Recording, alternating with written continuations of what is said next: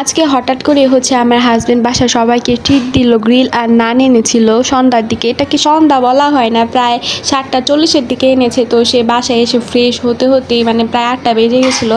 এশার আজান দিতেছিল, তখন আমরা সবাই খাওয়া দাওয়া করতেছিলাম মেয়েটা।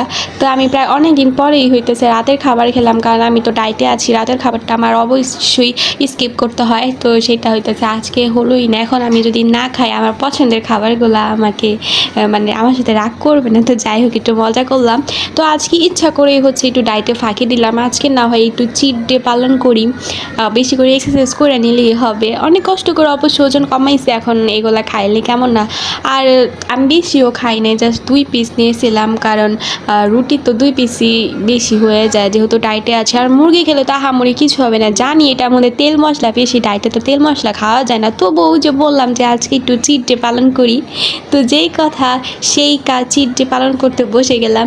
চিট ডে বলতে খালি এটাই খাইছে, আর কোনো কিছু কিন্তু খাইনি। আর যাই খাই পুষ্টিকর জিনিস খাই, যেমন হতেছে সাথে কিন্তু পেঁপে এনেছিল, পাকা পেঁপে কিন্তু ওজন কমাতে সাহায্য করে থাকে। তো আমি সেইটাই আর কি খাই, পাকা পেঁপে। আগে কিন্তু আমি পেঁপে একদমই পছন্দ করতাম না, তো এই যে রিসেন্ট খাচ্ছি, কারণ ওই যে আমার উপকারে আসবে, আমার ডায়েটের উপকারে আসবে, তো এই হিসেবে আর কি আমি খাচ্ছি।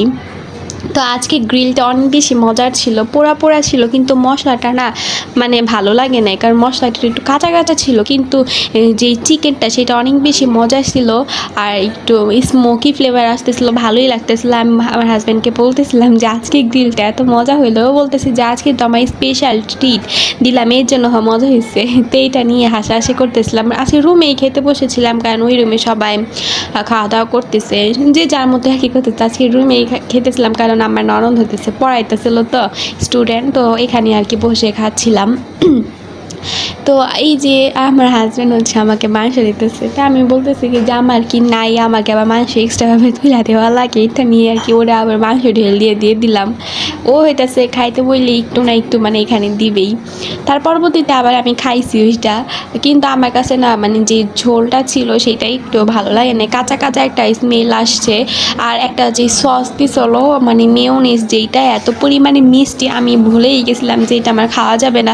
আমি চিনি পুরো একটা মাস স্কিপ করতে চেয়েছি, কিন্তু আমি ভুলে একবার খাই ফেলছি। পরে মনে মনে বলি হায় হায় কী করলাম, চিট ডে পালন করতে গিয়ে তো আমার এত দিনের কষ্টের সব ফল আমি শেষই করে দিতেছি।